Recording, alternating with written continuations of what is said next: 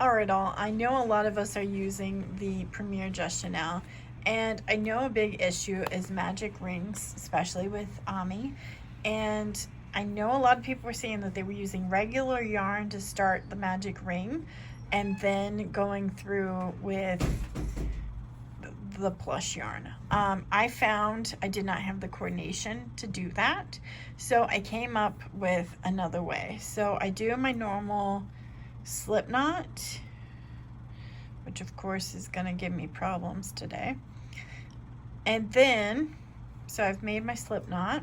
I don't do anything else. I pinch the slip knot and I pull this, guesstimating. Now you do get better over time. I guesstimate how big I need that hole to put all my stitches in, and I don't have the problem of this breaking, and then I'm able to do what I need to do and not leave a huge gaping hole at the end.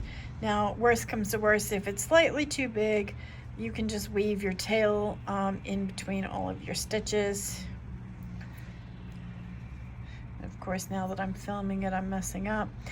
You can weave the tail between your stitches and then just pull it slightly tighter, and then that will close it up. But yeah, just a little trick that I figured out. And voila, there is our magic ring. It's got a slight gap. Like I said, I'll just take the tail later and pull that closed. Here is what it looks like after I have cinched it closed. Works great every time. Happy stitching!